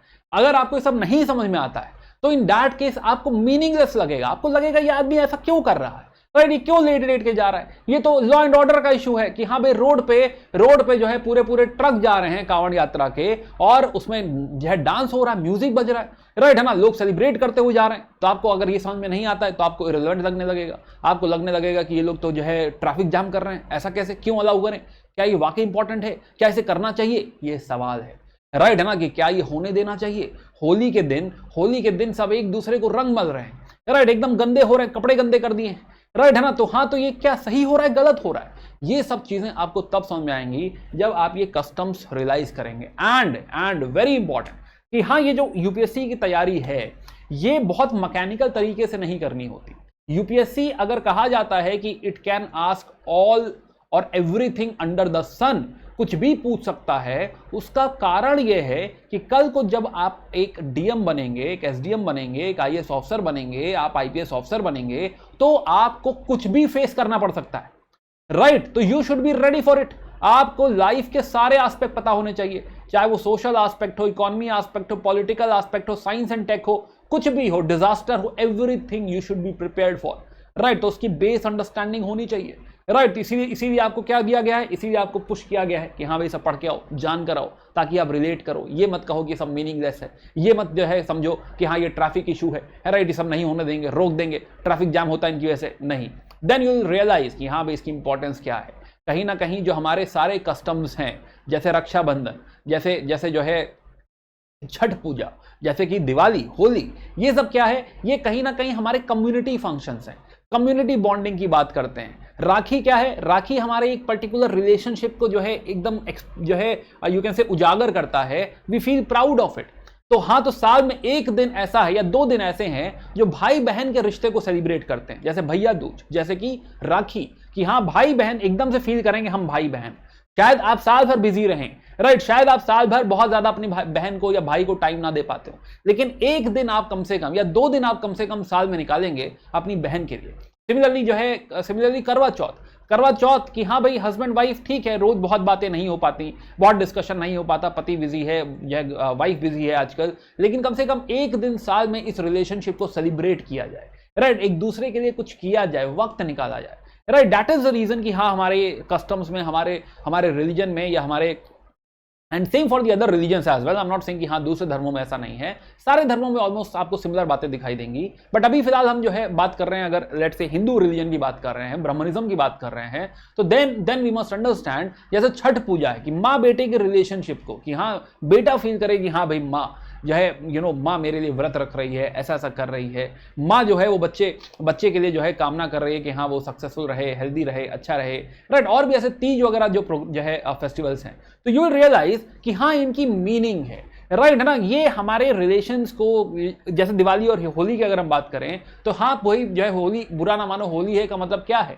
कि हाँ भाई बुरा नहीं मानो, गले लगते हैं, अगर कोई गिला शिकवा है तो मिटाते हैं, पड़ोसी के घर चले जाओ, राइट, उसको रंग लगा लो, तो एकदम से क्या होगा कि हाँ जो आइस है हमारे बीच की वो टूट जाएगी, कम्युनल हार्मनी क्रिएट होगी, एक दूसरे से मोहब्बत क्रिएट होगी, जिससे रोज बात नहीं होती उससे बात होने लगेगी, राइट, है ना, दोस्ती बढ़ेगी, प्यार बढ़ेगा, तो हाँ तो भाईचारा बढ़ेगा, हम लोग प्यार से रहेंगे, मोहब्बत से रहेंगे, तो as a social animal, as a human हम बिलीव करेंगे और इस चीज को रिलेट करेंगे कि हम लोग एक दूसरे से कनेक्टेड हैं। And that is the reason कि it is very important to understand कि हाँ इन सबका डेवलपमेंट कैसे हुआ, इसका बैकग्राउंड क्या है, ताकि आप ये सारी बातों को समझ सके। चलिए खैर, इन सब बातों को हम धीरे धीरे अप्रिशिएट करेंगे, राइट, समझते चलेंगे ड्यूरिंग द कोर्स, कहानी और आगे बढ़ाते हैं। तो जैसा कि मैंने कहा कि हाँ भाई social aspect, political aspect, economy aspect, ये सारी चीजें, not only this but also economy के साथ ही लिखते हैं साइंस एंड टेक, कि हमारा टेक्नोलॉजिकल डेवलपमेंट कैसे कैसे होता चला गया, क्या क्या चीजें हम लोग सीखते गए, बढ़ाते गए, बनती चली गई, राइट। ये सारी बातें हमको समझने को मिलेगी एंशिएंट इंडिया में, राइट, है ना। तो हाँ, तो व्हाट वी आर सेइंग कि भाई ये एंशिएंट इंडिया इन सब चीजों का हमें जवाब देती है। और भी बहुत सारी बातें हैं जो हमें एंशिएंट इंडिया से समझ में आएंगी, जैसे कि अगेन एक सवाल, एक बड़ा धधकता हुआ सवाल है कि हाँ भाई जो सवाल जो है, आप लोगों ने शायद बहुत सारे यूट्यूब वीडियोस वगैरह भी सुने होंगे, देखे होंगे, एक जो डिस्कशन है वो है आर्यंस पे,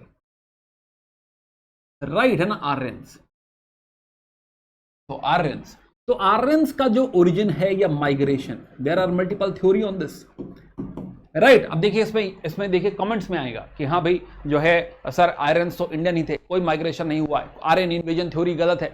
हाँ, तो देखो दो अलग अलग बातें हैं, एक आर्यन इन्वेजन है, एक Aryan migration. There are lot of proofs to say कि हाँ भाई जो है माइग्रेशन तो कुछ है, राइट, ना, माइग्रेशन तो कुछ ना कुछ हुआ है, भले कितनी भी पास से हुआ हो, बट माइग्रेशन हुआ है। फिलहाल अभी क्या है क्या नहीं है समथिंग ये हम आगे देखेंगे, समझेंगे इस बात को। लेकिन आर्यंस किस तरीके से आए, राइट, किस तरह से सिंधु नदी पार करी, पहले यहां रुके, फिर आगे बढ़े और धीरे धीरे यहां सब बसने लग गए, महाजनपदास क्रिएट हुए। तो पहले जनपद क्रिएट हुए, जनपद क्या है, जनपद, और फिर क्रिएट हुए महाजनपदास।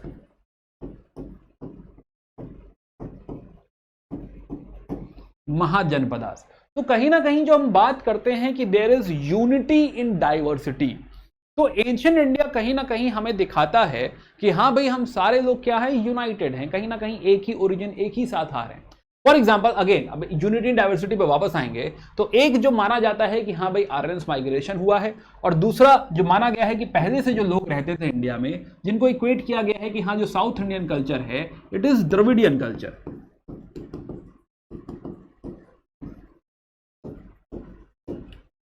ये एक ब्रॉड कैटेगराइजेशन है, राइट, है ना, कि हाँ जो प्री आर्यन थे वो क्या थे, द्रविडियंस थे, उनकी जो भाषा है वो तमिल है या मलयालम है या कन्नड़ा है, राइट, है ना, जो है, तो ये डिफरेंट कल्चर है, ये थोड़ा डिफरेंट कल्चर। बट जो हम बात करते हैं यूनिटी इन डाइवर्सिटी की, let's come to the topic unity in diversity. Unity in diversity, इस बात को समझते हैं, यूनिटी इन डाइवर्सिटी। तो हाँ, तो हम देखो ये दो अलग अलग कल्चर्स की बात तो करते हैं, बट हम ये भी समझते हैं कि हाँ ये जो कल्चर्स हैं, ऐसा नहीं कि ये दोनों साइलोज में है, ऐसा नहीं कि दो कंपार्टमेंट एग्जिस्ट करते हैं, नहीं, there is huge interconnection in both of these cultures, right. ये जो दोनों ही कल्चर हैं, क्या इनमें इंटरकनेक्शन है, इंटर रिलेशन है, इनमें इंटर रिलेशन है, राइट। कुछ एलिमेंट इधर से इधर जा रहे हैं, कुछ एलिमेंट इधर से उधर जा रहे हैं, राइट, है ना। तो हाँ, तो there is huge interaction between them, there is huge interaction between them. तो द पॉइंट इज कि ऐसा नहीं कि आर्यंस पहला माइग्रेशन है, जो ओरिजिन ऑफ मैन है वो बेसिकली अफ्रीका से हुआ है, फिर जो है माना गया है कि यूरोप है और फिर वहां से माइग्रेशन हुए हैं बहुत सारे। फिलहाल द पॉइंट इज कि इंडिया में शुरू से ही जो है बाहर से बहुत सारे लोग आए हैं, बहुत सारे लोग आए हैं, जिसमें हम कह रहे हैं आर्यंस हैं, जिसमें हम कह रहे हैं कि हाँ जो है ग्रीक्स भी आएंगे, बाक्ट्रियंस आएंगे, साकाज आएंगे, पार्थियंस आएंगे, कुशान्स आएंगे एंड आगे भी टर्क्स वगैरह बहुत सारे लोग आएंगे। तो ये डेवलपमेंट जो है कहीं ना कहीं हमारे इस सब कॉन्टिनेंट में इस तरह का जो है माइग्रेशन हुआ है। तो नाउ द पॉइंट इज कि जब हम यूनिटी इन डाइवर्सिटी की बात करते हैं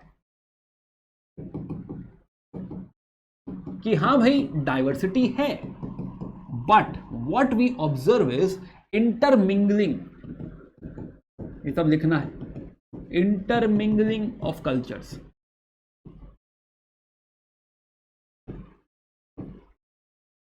intermixing of cultures. The first point is कि हाँ ये जो भी ट्राइब्स या जो भी लोग बाहर से आ रहे हैं, they got mixed into this, right. उन्होंने यहाँ के कल्चर को एक्सेप्ट किया है, जो भी अपने साथ नई बातें लेकर आए थे वो यहाँ पे सिखा दी हैं।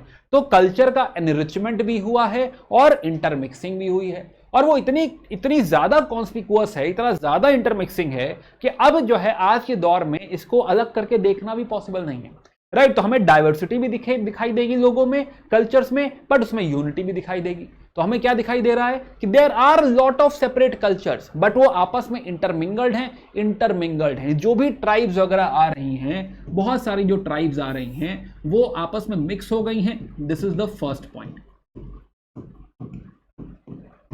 है ना। उनका कुछ आपको ओरिजिनल पॉइंट भी शायद दिखाई देगा थोड़ा बहुत, लेकिन जो है कहीं ना कहीं there is huge intermixing.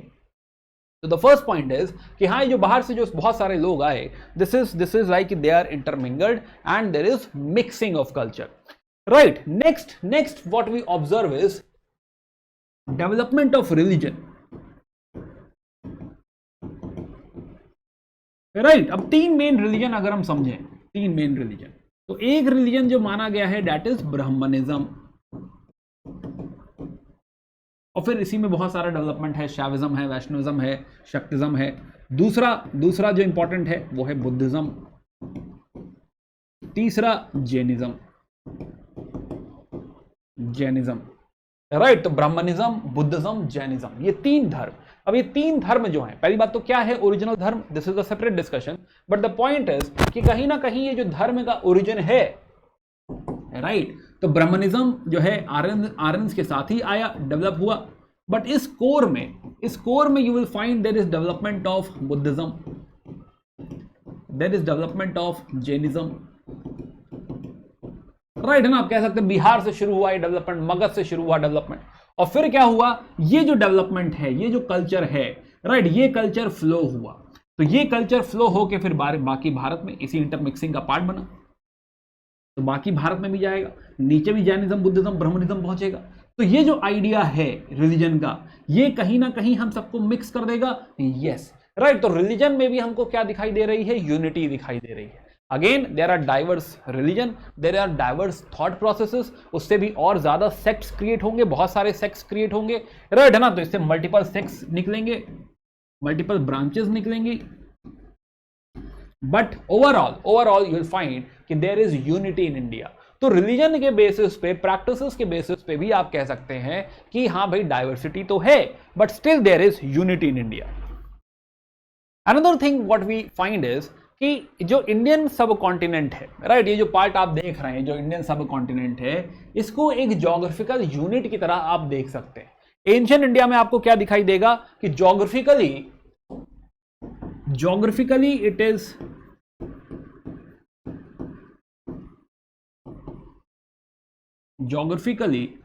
it's a well defined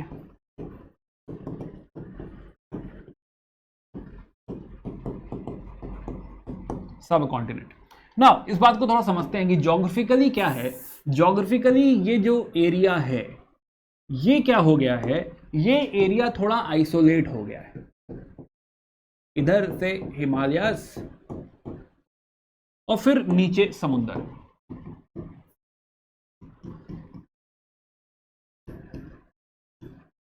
तो ये जो भी माइग्रेशन हो रहा है, अब क्योंकि ये पूरा एक आइसोलेटेड एरिया है तो ज्योग्राफिकली क्या हो रहा है कि जो भी डेवलपमेंट है वो यहीं पर हो रहा है, राइट। तो ये एरिया ज्योग्राफिकली अगर हम देखें तो ये सब कॉन्टिनेंट का जो डेवलपमेंट है, यहां पर आप देखेंगे कि ओवरऑल कल्चरल डेवलपमेंट एक जैसा है।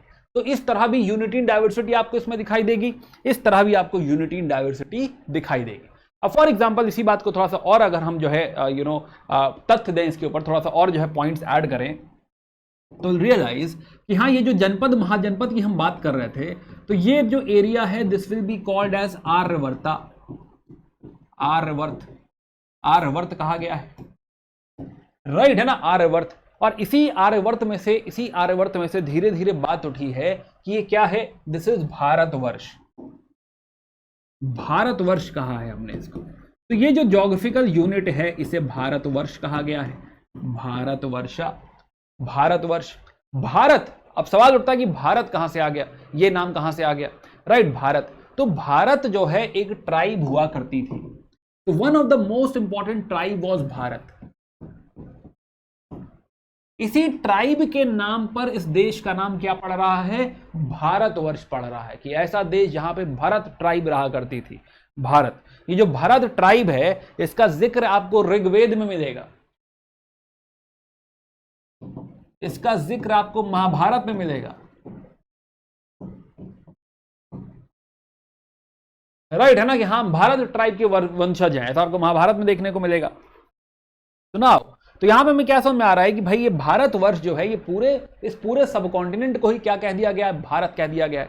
तो दिस शोज कि हाँ there is some thought process कि ये पूरा क्या है, पूरा एक है भाई, राइट, देयर इज यूनिटी। कुछ डाइवर्सिटी होगी भाई, बहुत सारी और भी ट्राइब्स होंगी, ऐसा नहीं है कि ट्राइब्स नहीं है, बट इन जनरल इस पूरे को क्या कह दिया गया है, भारतवर्ष कह दिया गया, भारतवर्ष, राइट है ना, भारतवर्ष। भारतवर्ष जो है ऐसा महाभारत में भी आपको देखने को मिलेगा, राइट, महाभारत में भी लिखा हुआ है और पोस्ट गुप्ता टेक्स्ट में भी लिखा हुआ है। तो ये पोस्ट गुप्ता क्या होता है आगे समझेंगे, बट फिलहाल ऐसे बहुत सारे लिटरेचर में, right, just for the sake of adding you can add कि ऐसा महाभारत में लिखा हुआ है दिस इज भारतवर्ष। अगर आपने महाभारत देखी है तो सुना होगा, राइट है ना, प्लस पोस्ट गुप्ता टेक्स्ट में, पोस्ट गुप्ता टेक्स्ट मतलब 600 के बाद, 600 सीई के बाद ना, व्हाट इज 600 सीई सब बाद में देखेंगे।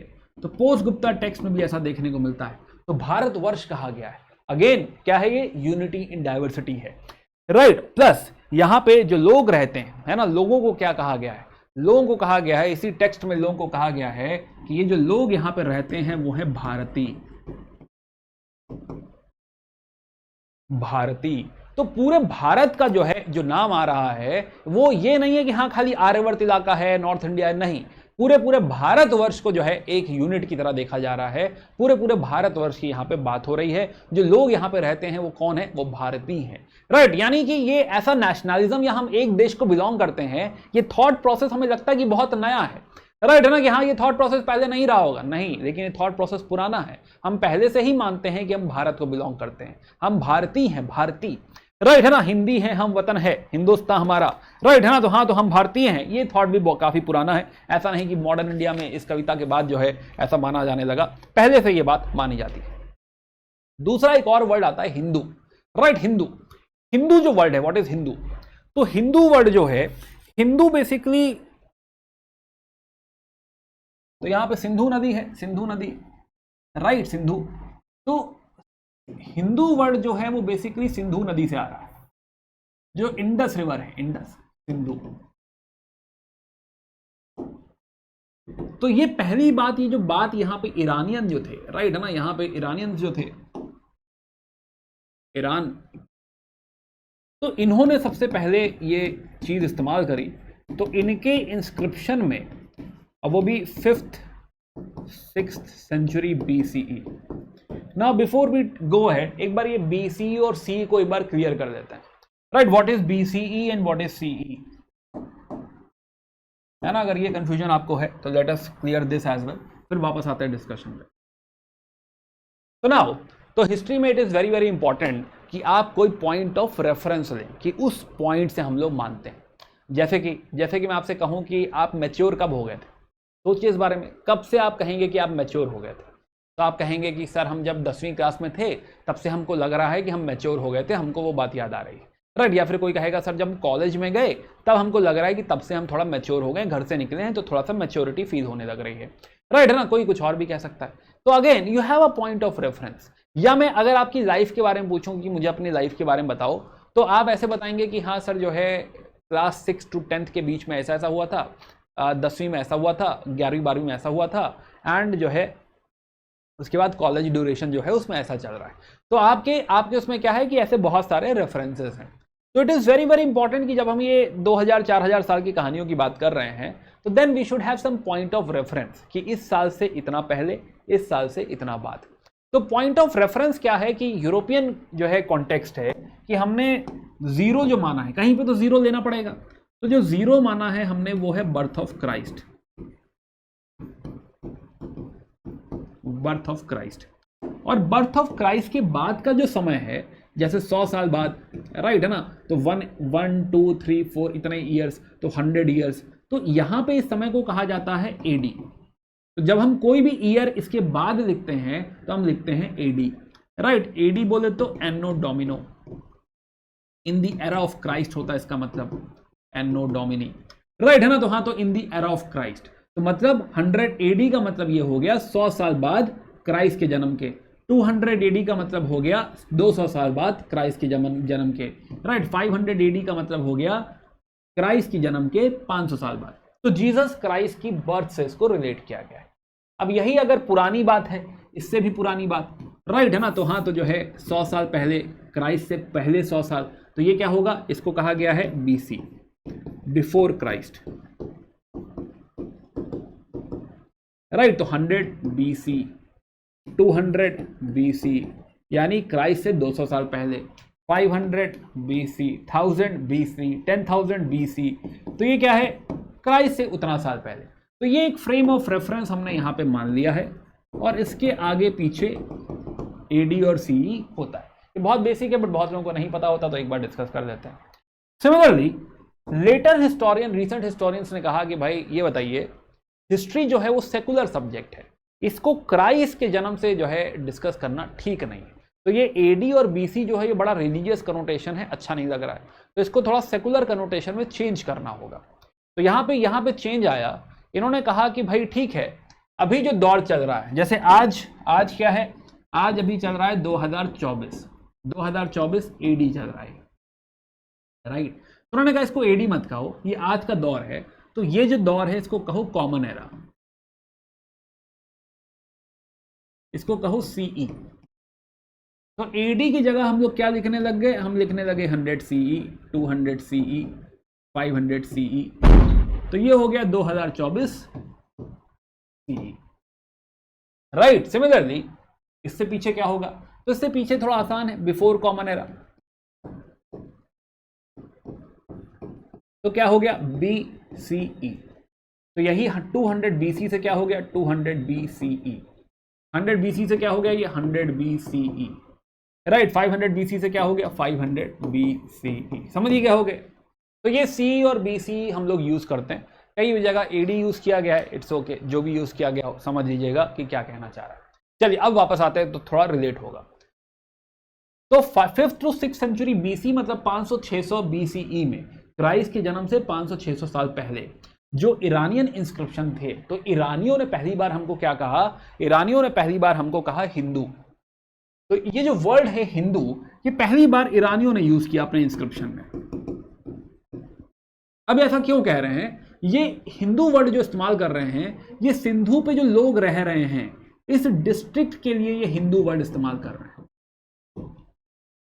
यानी हिंदू जो शब्द है आज हम इसे रिलीजन के तौर पे देखते हैं, बट ओरिजिनली क्या है, ओरिजिनली ये ज्योग्राफिकल कनोटेशन है। ज्योग्राफी के टर्म्स में जो है इसको इस्तेमाल किया गया है कि हिंदू इज व्हाट, कि वो जो एरिया जो सिंधु किनारे है, सिंधु पे रहने वाले लोग, सिंधु की डिस्ट्रिक्ट में रहने वाले लोग, सिंधु किनारे रहने वाले लोगों को क्या कहा गया, हिंदू कहा गया। राइट है ना। तो this is how this word Hindu came into picture. तब ये कोई धर्म नहीं कनोटेशन था, इसीलिए धर्म जो है ब्राह्मणिज्म हम लोग वर्ड इस्तेमाल करते हैं, ब्राह्मणिज्म। नाउ यही ईरान आगे जाके सिंध वाला इलाका कॉन्कर करेंगे और आगे जाके ईरानियन ही जो है सिंध एरिया को पहली बार इस्तेमाल करेंगे हिंदुस्तान वर्ड, हिंदुस्तान। राइट तो है ना। तो जिस तरह से ये शब्द आ रहे हैं कि हाँ ये हिंदू एरिया है या फिर हिंदुस्तान है, इस तरीके से डेवलपमेंट हो रहा है। फिलहाल मुद्दे पे वापस आए तो हम कह रहे हैं कि हाँ ये पूरा जो एरिया है this behaves as a single whole, और यहां पर एक तरीके का कल्चर है। इसीलिए हम इस पूरी यूनिट के लिए कैसा नाम इस्तेमाल कर रहे थे, भारत जो है, भारत या भारतवर्ष का जो है हम लोग नाम यहां पे इस्तेमाल कर रहे थे। Similarly coming back to the point, तो ज्योग्राफिकली हमने समझा। अब एक और पॉइंट इसमें ऐड करते हैं कि ऐसा नहीं कि आज हमारी नजर में, अब कोई कहे कि आज हम लोग ऐसी बातें करने लग गए, राइट है ना, तब क्या हम लोग वाकई ऐसा सोचते थे? ये इंपॉर्टेंट पॉइंट है। हाँ तो भाई जो हमारे एंशिएंट राइटर्स हैं, यानी जो हमारा एंशिएंट लिटरेचर है, दिस ऑल्सो टॉक्स अबाउट कि वो भारत को हिमालय से लेके कन्याकुमारी तक देखता था।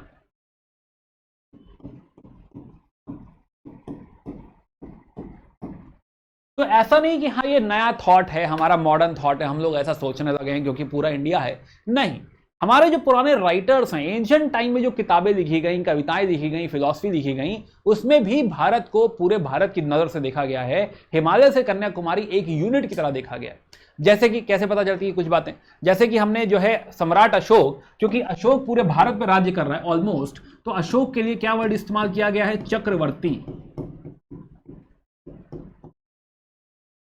राइट है ना, पूरे भारत पे इस्तेमाल जो है राज्य करने वाला। सिमिलरली सम्राट समुद्रगुप्त के लिए भी ऐसा इस्तेमाल किया गया है, समुद्र, कि हाँ ये कैसे राजा है, चक्रवर्ती राजा है। तो ऐसा राजा जो पूरे भारत पे राज्य करे या ऑलमोस्ट पूरे भारत पे राज्य करे, ऐसे राजा को चक्रवर्ती राजा कहा गया है। यानी कहीं ना कहीं हमारी फिलॉसफी, हमारी थॉट में भी भारत पूरा क्या था, संपूर्ण था, एक था। तो there was unity a lot. Right है ना, कि हाँ भाई ओवरऑल हमें यूनिटी देखने को मिल रही है, हमारे दिमाग में भी पूरा भारत ही है। ऐसा नहीं कि हाँ बिहार अलग है, जनपद अलग है। जनपद, महाजनपद या फिर स्टेट्स, पॉलिटिकल स्टेट्स डेफिनेटली हैं, लेकिन कहीं ना कहीं दिमाग में पूरा का पूरा भारत है। Plus not only ancient writers, but in fact जो फॉरेनर्स भी हमारे यहां पे आए हैं, फॉरेनर्स ने भी जो बखान दिया है, राइट, जो भी घूमने आया है तो बखान उसने भारत की बात करी, राइट है ना, कि हाँ भारत में ऐसा हो रहा है, भारत में इस जगह जाओ तो ऐसा है, नॉर्थ में, साउथ में जाओ तो ऐसा होता है, राइट है ना। तो बहुत सारे हम स्कॉलर्स देखेंगे, बहुत सारे ट्रैवलर्स देखेंगे जो बाहर से आए हैं और उनकी दृष्टि में भी पूरा भारत क्या है, संपूर्ण भारत है। ऐसा हो सकता है कि बहुत सारे राज्य हो, राइट है ना, बहुत सारे राज्यों की कहानी हो, कोई बात नहीं, लेकिन स्टिल जैसे कि ग्रीक जो है, राइट, जो ग्रीक राइटर्स हैं, ग्रीक राइटर्स पहली बार जो है वर्ड इस्तेमाल करेंगे इंडिया, तो वो कहीं ना कहीं सिंधु से ही निकल रहा है वर्ड, राइट है। तो सिंधु से ही उनका वर्ड निकला, उन्होंने सबसे पहली बार हमारे लिए क्या इस्तेमाल किया कि हाँ भाई इंडिया है ये, इंडिया। तो ये इंडिया, भारत, ये सब एंशिएंट इंडिया में ही एग्जिस्ट करता है। अभी कुछ दिनों पहले ये भी नरेटिव था, राइट है ना, कि हाँ भाई क्या कहना चाहिए। हाँ तो ये इंडिया भारत भी जो है क्या है, ये एंशिएंट इंडिया से ही हमको कहा जा रहा है, हमारा नाम जो है वो इंडिया भी रहा है और भारत भी रहा है। तो दोनों जो है, दोनों चीजें हमको देखने को मिलती हैं, भारत भी और इंडिया भी। Now adding one more point two it, कि माना के बहुत सारे राज्य रहे, right. For example Gupta period में अगर हम कहें तो गुप्ता पीरियड में पढ़ेंगे हम लोग, गुप्ता पीरियड, डोंट वरी, तो हमें ऐसे बहुत सारे राज्य दिखाई देंगे। हमें दिखाई देगा कि हम लोग साउथ इंडिया में संगम की बात करते हैं, राइट है ना, इधर सुंगास की बात करेंगे, मर्केंटाइल एरा में बात करेंगे कि भाई इधर सतवाहनाज हैं। तो हमें ऐसा बहुत सारी पॉलिटिकल जो है यू कैन से बॉडीज दिखाई देंगी, राज्य दिखाई देंगे, तो डेफिनेटली हमें क्या दिखाई देगा, हमें दिखाई देगा कि हाँ भाई पॉलिटिकल यूनिटी तो नहीं है। माना कि क्या भारत में पॉलिटिकल यूनिटी है? नहीं। बहुत कम बार हमें दिखाई देगा कि हाँ भाई पूरे भारत में एक ही राज्य है। मानिए बात कि हाँ पॉलिटिकल यूनिटी नहीं है। अच्छा, ये बहुत बड़ा इंपॉर्टेंट पॉइंट भी है, राइट है ना, कि हाँ पॉलिटिकल यूनिटी तो नहीं है, लेकिन जो पॉलिटिकल फॉर्म है, पॉलिटिकल फॉर्म वो पूरे भारत में हमें एक या सिमिलर दिखाई देगा, राइट है ना। अब ऐसा क्यों हुआ भाई, राइट है ना, राज्य कोई भी हो, इनमें से कोई भी राज्य होगा, चाहे वो सुंगास होंगे, सतवाहनास होंगे, राइट है ना, इनफैक्ट संगम भी होगा, उसमें राजा को कहा जाएगा कि राजा कौन होता है? जो धर्म का पालन करता है, धर्म जो सोशल ऑर्डर को इंश्योर करता है, धर्म प्रवर्तका है ना। तो राजा कौन है? धर्म प्रवर्तका है, धर्म की रक्षा करने वाला है राजा। सारे लोग एक ही बात बोलेंगे, राइट, सारे लोग वर्ण सिस्टम की बात करेंगे। तो यू विल रियलाइज कि हाँ कहीं ना कहीं this is also an indicator कि पूरे भारत में छोटे मोटे राज्य हो सकते हैं, बट जो पॉलिटी जो है, पॉलिटिकल फॉर्म जो है वो एक ही जैसी है, राइट। राज्य करने का तरीका एक ही जैसा है। ऐसा नहीं कि हाँ जो है साउथ इंडिया में अलग तरीके का राज्य हो रहा है, नॉर्थ इंडिया में अलग तरीके का राज्य हो रहा है।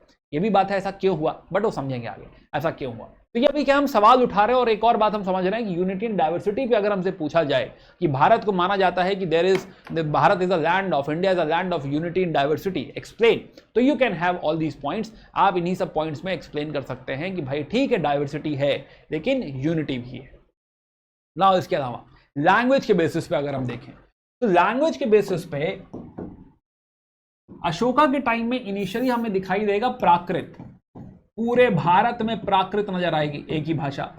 तो प्राकृत वॉज द लिंगुआ फ्रांका, सब लोग एक ही भाषा बोल रहे हैं, प्राकृत, राइट। पूरे भारत में अशोक ने जो अपने स्तंभ लगाए उसमें प्राकृत में उसने लिखा, यानी सब लोग पढ़ते थे, सब लोग समझते थे प्राकृत, राइट। पूरे भारत में एक ही स्क्रिप्ट है, ब्राह्मी स्क्रिप्ट। तो ये भी क्या दिखा रहा है कि पूरा भारत यूनाइटेड है, अलग अलग कल्चर हो सकते हैं, भाषा एक ही है, प्राकृत, राइट, या फिर लिखते एक ही शैली में है, वो है क्या? ब्राह्मी। तो ब्राह्मी स्क्रिप्ट और प्राकृत लैंग्वेज डेडली कॉम्बिनेशन, राइट है ना। पूरे भारत में यही चल रहा था। एंड फिर इंपॉर्टेंट क्या होने लगा? लैंग्वेज ऑफ कल्चर, जिसे कहा गया है संस्कृत। तो प्राकृत के बाद विल फाइंड कि Sanskrit becomes very very important, और पूरे भारत में ही संस्कृत की बात हो रही है। In fact Sanskrit most of the states की ऑफिशियल लैंग्वेज है। मैक्सिमम लिटरेचर वगैरह जो लिखे जा रहे हैं वो संस्कृत भाषा में लिखे जा रहे हैं, क्योंकि संस्कृत माना गया कि हाँ Sanskrit is the language of culture. Locally आप कोई भी भाषा बोल सकते हैं, आप कन्नड़ा में बात करिए, कोई दिक्कत नहीं, जनता जो है कन्नड़ में बात कर रही है, लेकिन जो ऑफिशियल लैंग्वेज है वो क्या है? संस्कृत है, राइट। हाँ, तो लैंग्वेज ऑफ संस्कृत जो है, संस्कृत को माना गया कि Sanskrit is the language of culture. तो संस्कृत की ग्रोथ हुई, संस्कृत की अच्छी खासी ग्रोथ हुई। तो यानी कि भाषाएं, लोगों की कोई भी भाषा है, डाइवर्स भाषाएं हैं, लेकिन यूनिटी हमें दिखाई दे रही है संस्कृत में, यूनिटी हमें दिखाई दे रही है प्राकृत में, यूनिटी हमें दिखाई दे रही है ब्राह्मी में, राइट है ना। तो पूरे भारत में एक ही स्क्रिप्ट चल रही है, तो लैंग्वेज के बेसिस पे। And similarly last point is वर्ण सिस्टम।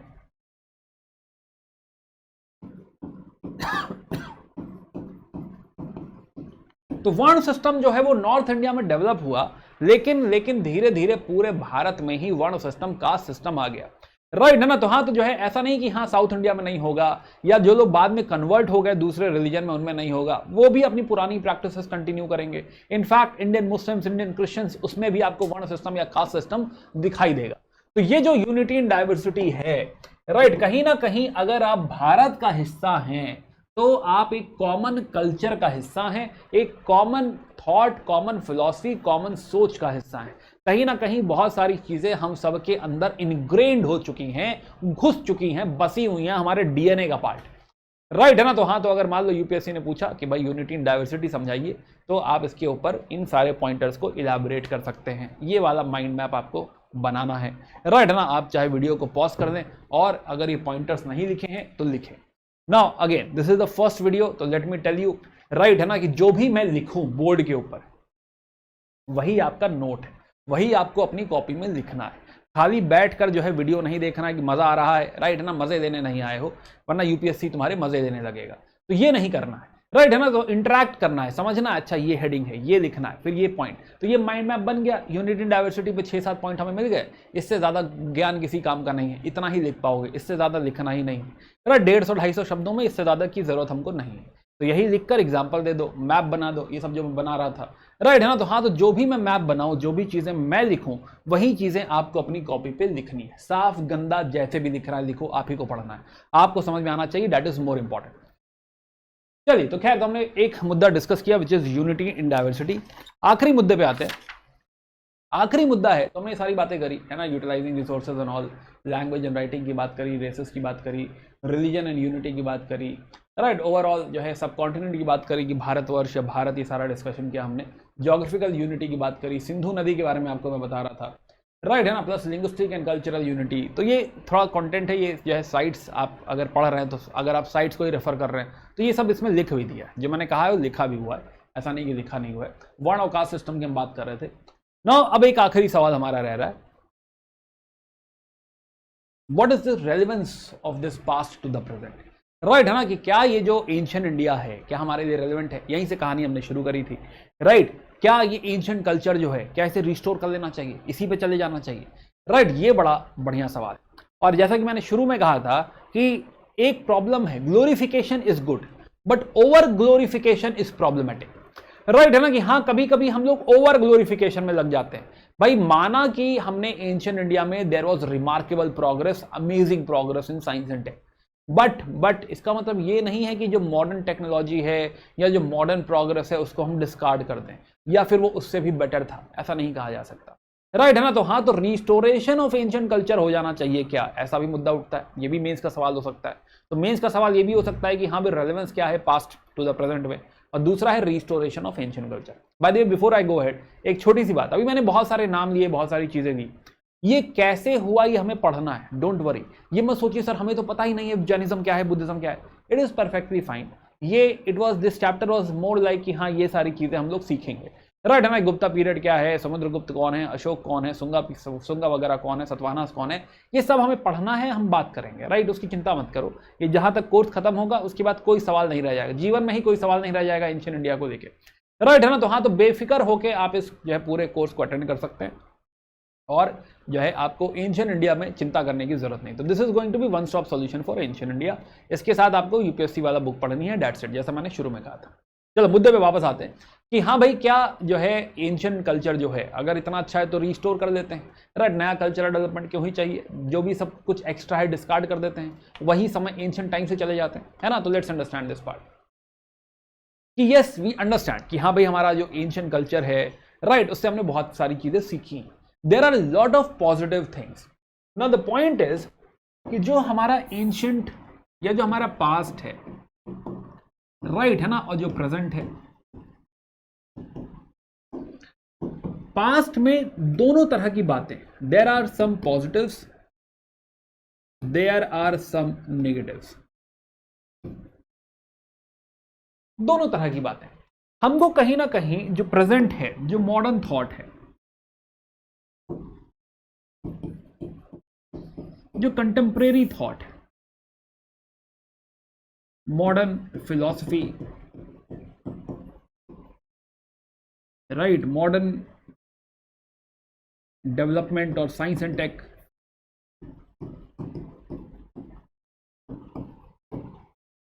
राइट, या और भी जो जो चीजें आप इसमें ऐड करना चाहें। तो जो आज है, फॉर एग्जांपल आज क्या प्रेवलेंट है, डेमोक्रेसी प्रेवलेंट है। नाउ द पॉइंट इज कि भाई ऐसा नहीं है कि हमें ये सब डिस्कार्ड करके हमें इस पे चले जाना है। हमें क्या सीखना है, हमें अपनी गलतियां सीखनी है कि पास्ट में क्या गलतियां हुई थी, उससे हम कैसे बेटर कर सकते हैं। हमें पास्ट की पूरी हैपनिंग समझनी है और उससे हमें सीखना है। और जो पॉजिटिव हैं, राइट है ना, पॉजिटिव, फॉर एग्जाम्पल बहुत सारे वैल्यूज हैं हमारे पास, बहुत सारे कस्टम्स हैं हमारे पास जो कि अच्छे भी हैं। जैसे बात कर रहा था जय होली की, दिवाली की, रिलीजन की, राइट है ना, जो हमारा स्पिरिचुअल जो है, स्पिरिचुअल थॉट है, राइट, हमारा स्पिरिचुअल डेवलपमेंट है, जो हमने अध्यात्म का डेवलपमेंट पास्ट में किया है, राइट, जैसे कि योग, राइट है ना, जैसे कि सांख्य, जैसे कि फिलॉसफीज, ऐसी बहुत सारी फिलॉसफीज जो हमने पास्ट में सीखी हैं, राइट है ना, वो हमारे हमारे अंदर कहीं है। जैसे हम वैल्यूज की बात करें तो कहीं ना कहीं हमारा past, Buddhism and all, right, वहीं से आप बात करते हैं कि सत्य बहुत इंपॉर्टेंट है, सत्य के मार्ग पे चलना है, तो सत्य इज वेरी वेरी इंपॉर्टेंट। तो ट्रुथ पे बहुत फोकस है जैनिज्म का, बुद्धिज्म का, ब्राह्मणिज्म का। तो रिलीजन हमारा कहीं ना कहीं ट्रुथ पे बहुत फोकस करता है कि सही मार्ग पे चलना है, पुण्य करना है, अच्छा करना है। मॉरल स्टोरीज में भी हम लोग यही सब सीखते हैं। तो वो जो पॉजिटिव बातें हैं, जो कम्युनल हार्मनी है, रिलेशंस की जो इंपॉर्टेंस है, कस्टम्स हैं, राइट है ना, तो जो चीजें हम लोग को जोड़ के रखते हैं, हमारे अंदर की हमें इनर स्ट्रेंथ प्रोवाइड करते हैं, कोर स्ट्रेंथ प्रोवाइड करते हैं, वो सारी चीजें हमें लेके चलनी है, राइट है ना। ये हमारी हेरिटेज भी है, हमारी धरोहर भी है, हमें इसे बचाना है, राइट। हाँ, तो ये जो कल्चर है हमारा, बेसिकली इसको हमें बचा के रखना है, right. Plus plus of course not only जो है intangible part, but also tangible part. For example monuments, sculptures, architecture, right, या सिंपल आर्किटेक्चर लिख लो, आर्ट एंड आर्किटेक्चर। तो ये जो हमारी धरोहर है, जो पास्ट ने हमको दिया है, हमें ये बचाना है, और जो हमारे अंदर है हमें वो भी बचाना है, जो पॉजिटिव है, जो अच्छा है, राइट है ना, इंसानियत जो, ह्यूमैनिटी जो है, उसको भी हमें बचाना है, राइट है ना। तो हाँ, तो स्पिरिचुअल डेवलपमेंट, आपका वैल्यू, कस्टम्स, ये सारी चीजें जो है हमें क्या करनी है, प्रिजर्व करनी है, अच्छी चीजों को आगे लेके जाना है, राइट है ना। इसमें रिलीजन भी आप ऐड करना चाहें, यस, रिलीजन भी हमें काफी कुछ सिखाता है। हमें रिलीजन भी जो है, कोई भी रिलीजन हो, in a very very positive sense, हमें बहुत सारी अच्छी बातें हमारी धर्म से हम सीखते हैं, बट बहुत सारी नेगेटिव बातें भी हैं जो हमें पास्ट में मिली।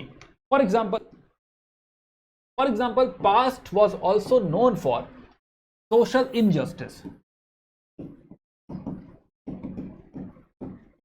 इसीलिए मैं कह रहा हूं कि हाँ, पॉजिटिव नेगेटिव दोनों है।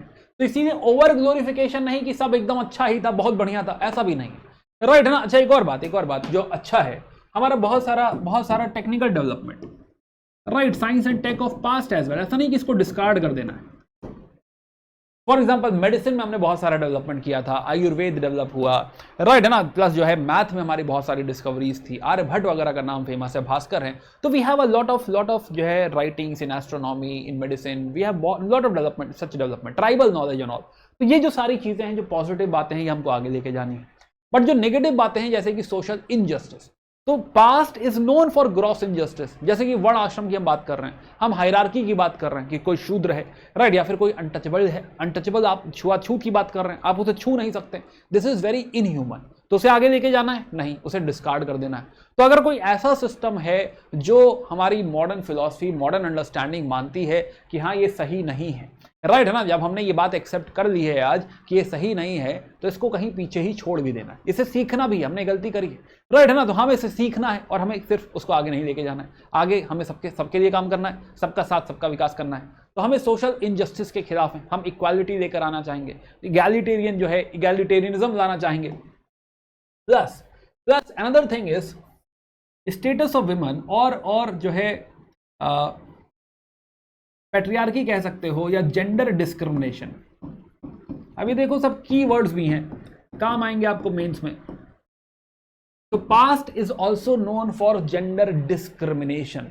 पास्ट में जो महिला का स्टेटस है, वुमेन का जो स्टेटस है, ये सही नहीं है, अप टू द मार्क नहीं है। अप टू द मार्क क्या, काफी लो है, राइट है ना। महिलाओं को डिसीजन मेकिंग में पार्टिसिपेट नहीं करवाया जा रहा है, एजुकेशन नहीं मिल रहा है, राइट है ना, कमोडिटी की तरह जो है ट्रीट किया जा रहा है। तो ये हमारे पास्ट में हमको देखने को मिलेगा, सीखेंगे ये सब भी है ना, कि ये सब भी देखेंगे, हाँ ये सब हो रहा है कि स्टेटस ऑफ वुमेन क्या है। तो डेफिनेटली जो है हमें इसे इंप्रूव करना होगा, यस, इसको कहीं पीछे छोड़ना होगा। क्या महिलाओं को भी बराबर का जो है इंपावरमेंट होना चाहिए, बराबर की अपॉर्चुनिटीज होनी चाहिए, यस। तो जो मॉडर्न थॉट है, मॉडर्न फिलॉसफी है, उसमें जेंडर डिस्क्रिमिनेशन नहीं है। हम फेमिनिज्म की बात करते हैं या फिर इक्वालिटी की बात करते हैं, तो हाँ वो इक्वालिटी होनी चाहिए। इसके अलावा अगेन मोर थिंग्स, जैसे डेमोक्रेसी पास्ट में भी थी बट कहीं ना कहीं खो गई थी, कुछ हद तक डेमोक्रेसी थी। तो जो डेस्पोटिज्म है, राइट है ना, कि हाँ जो मोनार्क है या जो है डेस्पोटिक डिक्टेटर नेचर है, हमें राजा महाराजा नहीं चाहिए, राइट है ना, डेस्पोटिज्म नहीं चाहिए। हमें क्या चाहिए, वी नीड डेमोक्रेसी। लोगों का जो है योगदान होना चाहिए, लोगों का हक है, राइट, अपने फ्यूचर को डिसाइड करने का लोगों को हक है। तो हाँ ये भी डेस्पोटिज्म भी हमको पीछे छोड़ देना है कि हाँ राजा का मन हुआ कि इसको उठा के छज्जे से नीचे फेंक दो, तो हाँ वो सब नहीं चलेगा, राइट, नहीं मरा तो उठा के दोबारा फेंक दो, हाँ ना, ये सब नहीं चलेगा। तो डेस्पोटिज्म नहीं, there should be rule of law. तो डेमोक्रेसी होनी चाहिए, रूल ऑफ लॉ होना चाहिए, राइट है ना, इक्वल अपॉर्चुनिटीज होनी चाहिए। तो जो भी फिलॉसफी मॉडर्न फिलॉसफीज में निकलती है बातें, वो सारी चीजें हमको चाहिए। हमको नया टेक्निकल डेवलपमेंट चाहिए, यस। तो डेफिनेटली जो है हमें कुछ चीजों को पीछे छोड़ना पड़ेगा, राइट। जैसे पास में सती प्रथा भी रहा है, राइट है ना, पास में जो है जैसा कि मैं बात करी कि भाई अनटचेबिलिटी वगैरह भी रहा है, और सती प्रथा तो बहुत रिसेंट तक है, मॉडर्न टाइम्स तक है, राइट। तो ये कुछ नेगेटिव बातों को, अब और भी बातें हम इसमें लिख सकते हैं, तो कुछ नेगेटिव बातों को हमें पीछे छोड़ना होगा जो कि गलत थी, और अच्छी बातों को हमें आगे लेकर जाना पड़ेगा। एक और बात भी जो मैं जरूर लिखना चाहूंगा इज सुपरस्टिशन, ऑर्थोडॉक्सी, अंधविश्वास भी नहीं चाहिए। तो ये सब चीजों को हमें पीछे छोड़ना पड़ेगा, राइट है ना। तो हाँ, तो ये हम तब कर पाएंगे जब ये हम समझ पाएंगे।